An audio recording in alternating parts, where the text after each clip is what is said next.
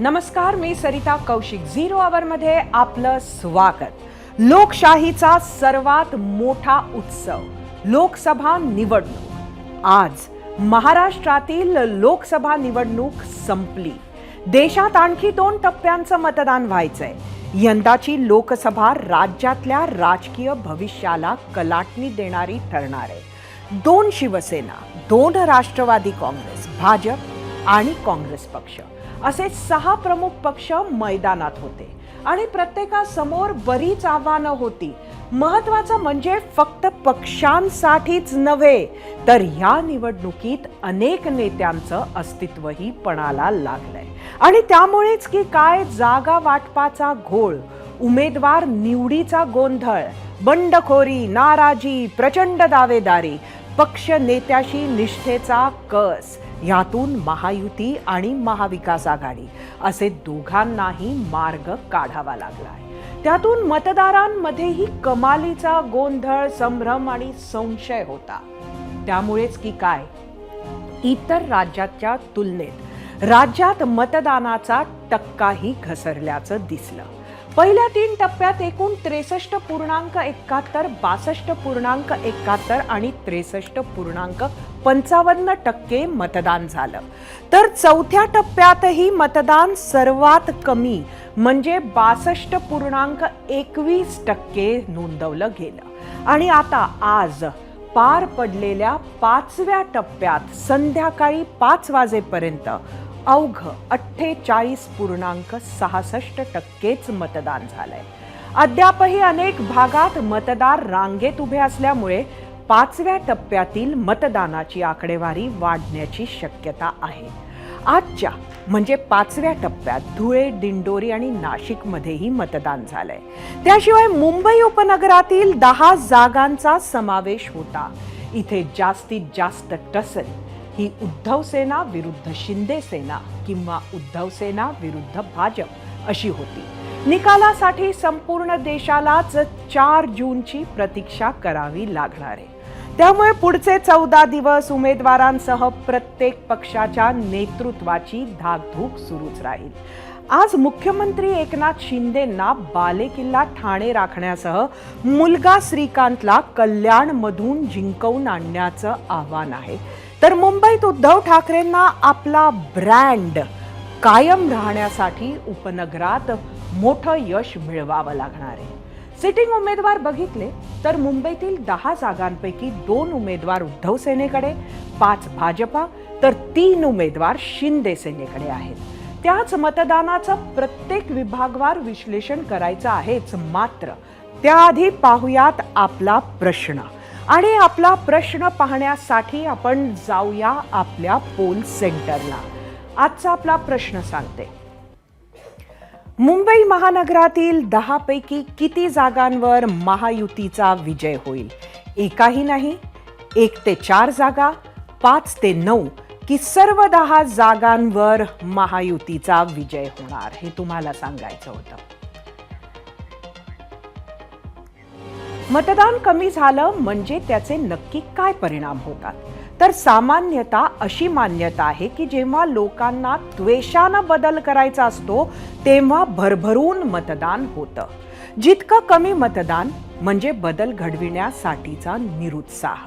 मात्र महाराष्ट्राच्या बाबतीत जिथे राजकारणानं अनाकलनीय, अभद्र युती, अभद्र आघाडीचे वळण घेतले, तिथे हा टक्का मतदात्यांचा संभ्रम आणि निराशेचा तर द्योतक नाही ना, हा विचार स्वाभाविक मनात येतो.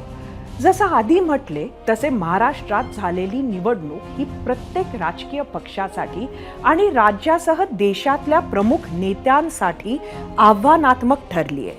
महाराष्ट्रातील या निवडणुकीचे काय अर्थ आहेत या नेत्यांच्या आयुष्यात आणि करिअरमध्ये ते बघूया. त्यातलं सर्वात महत्त्वाचं नाव अर्थातच पंतप्रधान नरेंद्र मोदी यांचं. 2014 आणि 2019 अशा सलग 2 वेळा भाजपला बहुमत मिळवून देत 10 वर्ष मोदी पंतप्रधानपदी विराजमान होते. यावेळी त्यांनी 400 पारचं लक्ष ठेवलं होतं. मात्र त्यांच्या वाटेत इंडी आघाडीनं बरीच आव्हानं उभी केली आहेत. मोदींसाठी ही निवडणूक का महत्त्वाची आहे? विश्लेषण बघूया आपल्या मीडिया सेंटरला. पंतप्रधान नरेंद्र मोदी यांच्यासाठी ही निवडणूक का महत्त्वाची? महाराष्ट्रात महायुतीला जितक्या जागा जास्त मिळतील तितकी बहुमताची जास्त खात्री आणि देशात सत्ता आल्यास पंडित जवाहरलाल नेहरूंनंतर हॅट्रिक साधणारे पहिले पंतप्रधान ठरतील नरेंद्र मोदी. आज जिंकले तर 2019 साली शिवसेना मोदींच्या नावावर जिंकली हे सिद्ध होणार. महायुती जिंकल्यास स्थानिक मुद्दे नाही तर मोदींची विकास कामं भावली हे सुद्धा सिद्ध होईल. महायुती जिंकल्यास उद्धव ठाकरे आणि शरद पवार सहानुभूती काढ चाललं नाही असं मानल्या जाईल, तर महाराष्ट्रातही सर्वात मोठा ब्रँड मोदीच हे सुद्धा मानल्या जाईल. विधानसभेसाठी भाजप आणि महायुतीची संधी नक्कीच त्यामुळे वाढणार आणि राष्ट्रवादी, शिवसेना फोडली म्हणा फुटली म्हणा, जनतेवर त्याचा फारसा परिणाम झाला नाही असं म्हणावं लागेल.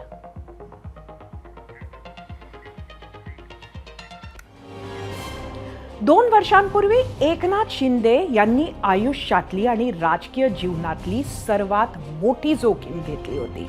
उद्धव ठाकरेंपासून फारकत घेत त्यांनी भाजपला साथ देण्याचा निर्णय घेतला. महाशक्ती काही कमी पडू देणार नाही हा विश्वास त्यांना होता, तो सार्थही ठरला.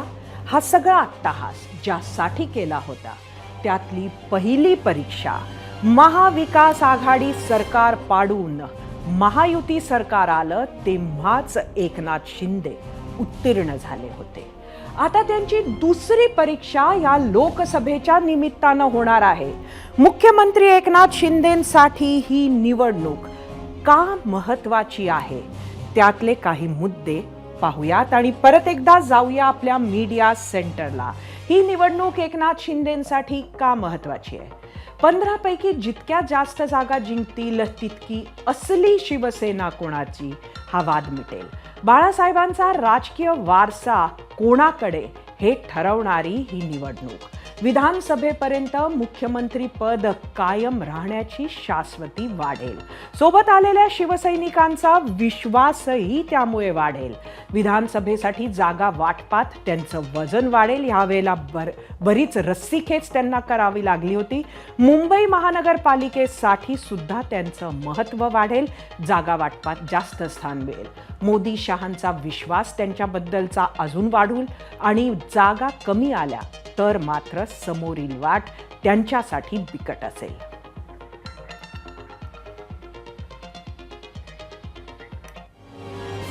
उद्धव बाळासाहेब ठाकरे यांच्यासाठी तर ही अस्तित्वाची लढाई आहे. नेते सोडून गेले, पक्ष गेला, चिन्ह गेलं, अशा परिस्थितीत पुन्हा उभा राहण्यासाठी ही निवडणूक उद्धव ठाकरेंसाठी खूप महत्त्वाची आहे. प्रचार सभांमध्ये त्यांच्यावर नकली शिवसेना अशी टीका मोदी शहांनी केली होती. उद्धव ठाकरेंसाठी ही निवडणूक महत्त्वाची का आहे त्यावर एक नजर टाकूयात आणि त्यासाठी जाऊया आपल्या मीडिया सेंटरला. उद्धव ठाकरेंसाठी ही निवडणूक महत्त्वाची का? अपेक्षित यश मिळालं तर ब्रँड ठाकरे मजबूत होईल. असली शिवसेना ठाकरेंचीच आणि समोरची नकली यावर जनतेचा शिक्कामोर्तब होईल. मोदींचा रथ महाराष्ट्रात रोखल्याचं देश पातळीवर श्रेय उद्धव ठाकरेंना मिळेल आणि त्यामुळेच इंडिया आघाडीत त्यांचं महत्त्व वाढेल. सामान्य शिवसैनिक सोबत असल्याचं सिद्ध होईल आणि पक्ष सोडून गेलेले नेते परत येण्याची शक्यता आहे. विधानसभा जागा वाटपात अजून बार्गेनिंग पॉवर वाढेल. मात्र अपेक्षित यश जर मिळालं नाही तर उरला सुरला पक्ष आणि नेते फुटण्याची शक्यता नाकारता येत नाही.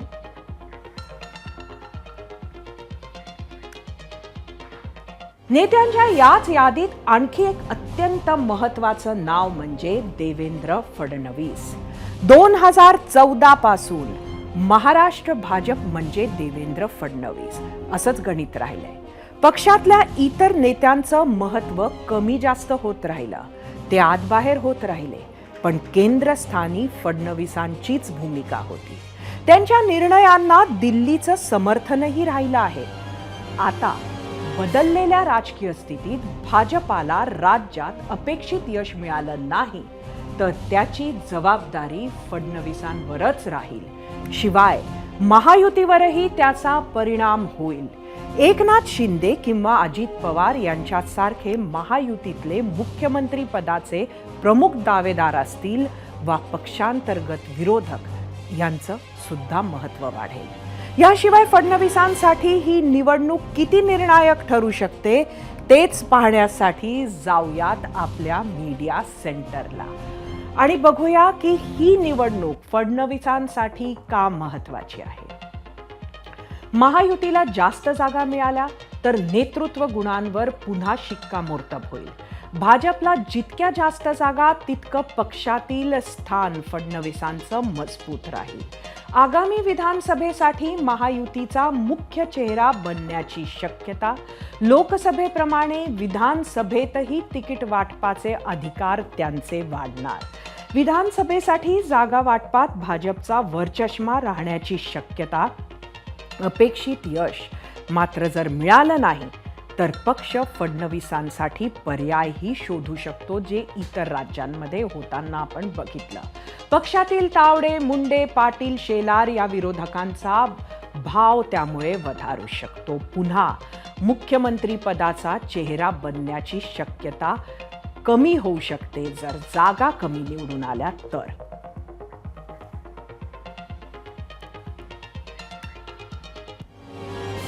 राज्याच्या आणि देशाच्या राजकारणात गेली 5 दशकं शरद पवार हे नाव चर्चेत आहे.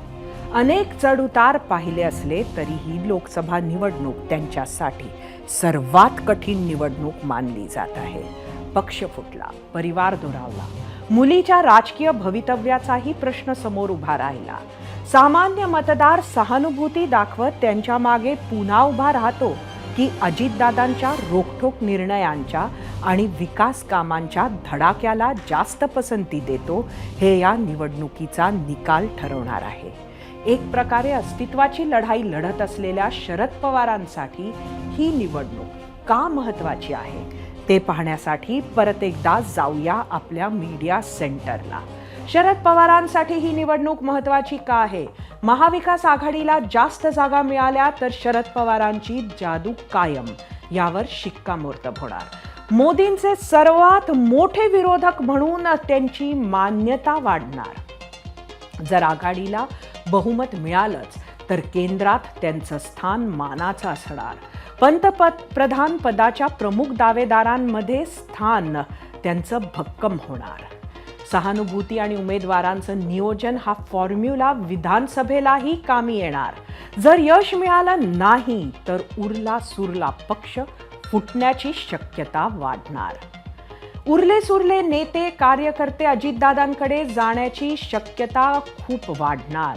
विधानसभेला महाविकास आघाडी एकत्र राहण्याची शक्यता सुद्धा मग कमी होणार. मुलीसाठी पाहिलेल्या राजकीय स्वप्नांना सुद्धा सुरुंग लागणार.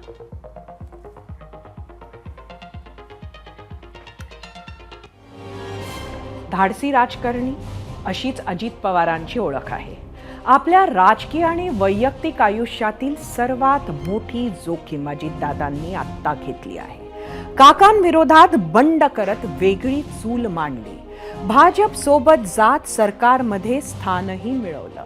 पवारांसाठी या निवडणुकीत फक्त राजकीय अस्तित्वच नाही तर नातीही पणाला लागली आहेत. बारामतीतून आपल्या पत्नीसह सर्व 4 जागा निवडून आणण्याचं आव्हान त्यांच्या समोर आहे. त्यासोबतच महायुतीतील मित्र पक्षाच्या उमेदवाराला मतं ट्रान्सफर करायची जबाबदारीही त्यांच्यावर आहे. या लोकसभेच्या निकालावर अजितदादांचं भवितव्य मोठ्या प्रमाणावर अवलंबून आहे. ही निवडणूक अजितदादांसाठी महत्त्वाची का आहे त्यावर एक नजर टाकूयात आणि त्यासाठी परत एकदा जाऊया आपल्या मीडिया सेंटरला. अजित पवारांसाठी ही निवडणूक महत्त्वाची का आहे? यश मिळालं तर अजित पवार हेच राष्ट्रवादीचे दादा हे सिद्ध होणार. सहानुभूतीऐवजी विकास कामं चालली असे अधोरेखित होणार. काकांच्या सावलीतून बाहेर पडणार, स्वतःचं वेगळं अस्तित्व खऱ्या अर्थानं निर्माण करणार, राष्ट्रवादी पक्षातील निर्विवाद स्थान भक्कम होणार. मोदी शहांच्या लेखी अजित पवारांचं महत्त्व वाढणार. पण अपयश आलं तर राजकीय भवितव्य अधिक खडतर होणार. सोबत आलेले नेते, आमदार, कार्यकर्ते परत शरद पवारांकडे जाण्याची शक्यता वाढणार. विधानसभेच्या जागा वाटपातही पडती बाजू घ्यावी लागणार. परिवारातील अनेक सदस्यांपासून फारकत घेतल्याचे फलितही हाती लागणार नाही. दोन्ही मुलं पार्थ आणि जय पवार यांच्या राजकीय भविष्यावरही परिणाम होऊ शकतो.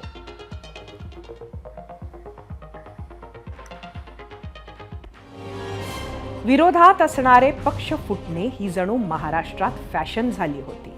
मोठं राजकीय अपयश, दिग्गजांची पक्षांतरं होऊनही न फुटलेला पक्ष म्हणजे काँग्रेस. याचे श्रेय आवडो ना आवडो प्रदेश अध्यक्ष नाना पटोलेंना द्यावे लागणारच आहे. कधी विरोधकांकडून तर कधी स्वपक्षीयांकडून नाना निशाण्यावर राहिले. त्यातच पटोलेंनी स्वतः लोकसभा लढवण्यास नकार दिल्यानं तर आणखीनच भर पडली. त्यामुळे गेल्या निवडणुकीपेक्षा अधिक जागा जिंकून काँग्रेसला अपेक्षित अच्छेदी आणण्याची तसंच पक्षांतर्गत विरोध शांत करण्याची जबाबदारी नाना पटोलेंवर आहे. त्यामुळेच ही निवडणूक पटोलेंसाठी का महत्त्वाची आहे ती पाहूया आणि त्यासाठी परत एकदा जाऊया आपल्या मीडिया सेंटरला. नाना पटोलेंसाठी ही निवडणूक महत्त्वाची का आहे? गेल्या खेपेला दिग्गज नेते असताना काँग्रेसनं फक्त एक जागा जिंकली होती. यावेळी काँग्रेसनं जास्त जागा जिंकल्यास नानांचे नेतृत्व खऱ्या अर्थानं सिद्ध होईल. तसेच आधीच्या दिग्गज पिढीजात नेतृत्वाला काँग्रेसमध्ये छेद मिळेल. जास्त जागा जिंकल्यास नानांचे राज्यात आणि दिल्लीत राजकीय वजन वाढेल. पक्षांतर्गत होणारा विरोध शमेल. राज्यात नेतृत्व बदलाची मागणी आपोआप थांबेल. तसेच तब्बल 25 वर्षांनंतर नानांच्या भंडारा गोंदियात EVMवर काँग्रेसचा पंजाचं चिन्ह आहे. नानांची प्रतिष्ठा तिथे सुद्धा पणाला आहे. अशोक चव्हाण, राजू पारवेंनी काँग्रेस सोडणं हे प्रदेशाध्यक्ष म्हणून पटोलेंचं अपयश जे मानल्या जातं ते धुवून निघेल आणि काँग्रेसच्या जागा वाढल्या तर विधानसभेत काँग्रेसची बार्गेनिंग पॉवर महाविकास आघाडीत वाढेल.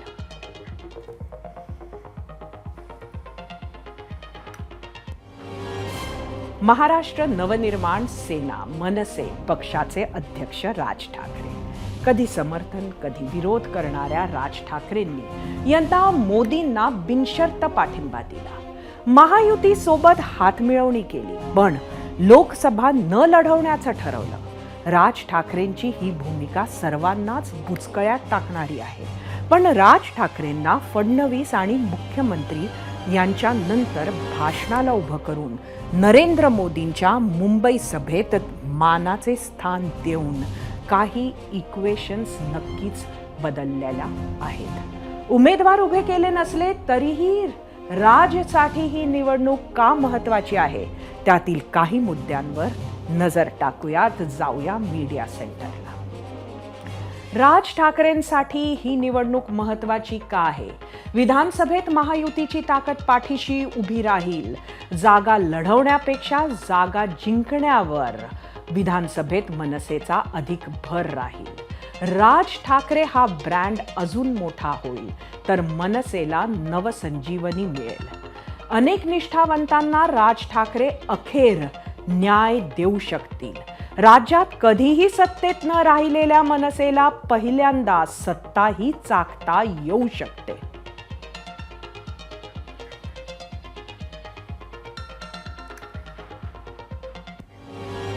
ज्या पुत्री प्रेमामुळे राष्ट्रवादी फुटली असे सांगितल्या जाते त्या पवार पुत्रीसाठीही म्हणजे सुप्रिया सुळेंसाठीही या निवडणुकीत अनेक स्टेक्स आहेत आणि त्यात लढाई बारामतीसाठी.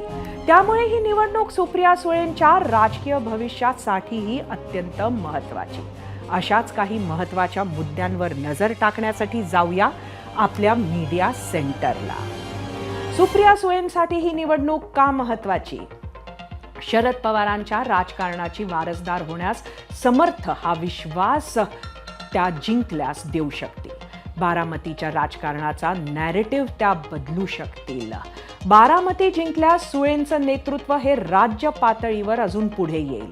पण त्या पराभूत झाल्या तर राजकीय वाटचाल ही त्यांची बिकट असू शकते. सुप्रियांचा जय पराजय हा होमग्राऊंडवर शरद पवारांच्या ताकदीचा सुद्धा अंदाज मानला जाईल. सुप्रिया जिंकल्यास अजितदादांसोबतचे सहकारी पुन्हा शरद पवारांकडे परतू शकतात. सुप्रियांचा पराभव झाल्यास शरद पवारांच्या पक्षवाढीच्या प्रयत्नांना धक्का किंवा पूर्णविराम लागू शकतो.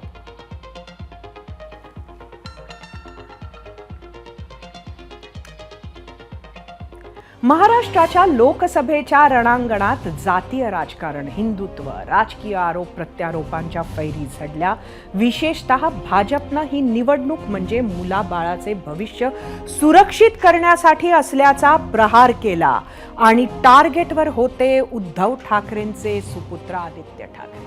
आदित्य ठाकरेंनीही जशास तसं प्रत्युत्तर देताना थेट मुख्यमंत्री एकनाथ शिंदेंनाच आव्हान दिलं. भ्रष्टाचाराचे आरोप केले, जोरकसपणे आपली बाजू मांडली, प्रचाराचा धडाका लावला. एकूणच काय, ही निवडणूक जशी पक्ष म्हणून शिवसेना उद्धव बाळासाहेब ठाकरेंसाठी अग्निपरीक्षा आहे, तशीच आदित्य ठाकरेंच्या राजकीय भवितव्यासाठी जळत्या निखारांची वाट नक्कीच ठरली आहे. त्यामुळे यंदाच्या निवडणुकीतून आदित्य ठाकरे काय साध्य करू इच्छितात त्यातील काही मुद्द्यांवर नजर टाकूया. आदित्य ठाकरेंसाठी ही निवडणूक महत्वाची का आहे? ठाकरे वारसाच्या पलीकडे जाऊन स्वतःची ओळख त्यांची बळकट होईल. जिंकल्यास राज्याचे सर्वात मोठे युवा नेतृत्व म्हणून ते समोर येऊ शकतात. आगामी विधानसभा निवडणुकीत मोठा रोल ते आत्मविश्वासानं करतील. जिंकल्यास मुंबई महापालिका निवडणुकीसाठी मोठी जबाबदारी मिळण्याची सुद्धा शक्यता.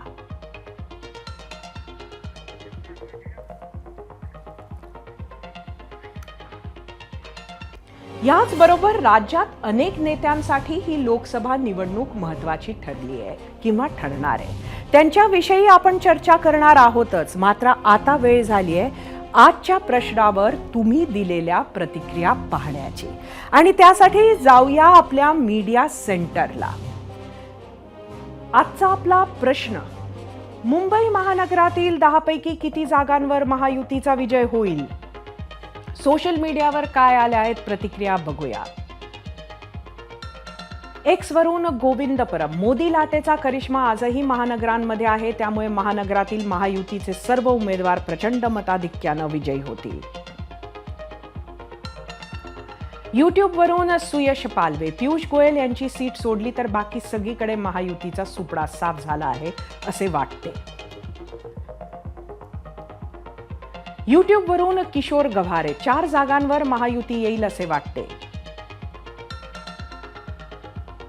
फेसबुक वरून संजय गुंड, 5व्या टप्प्यातील 13 मतदारसंघांपैकी 12 ठिकाणी महायुतीचे उमेदवार विजयी होतील. फेसबुक वरून चंद्रशेखर सोनावणे, महायुतीचे सर्वच्या सर्व उमेदवार निवडून येणार.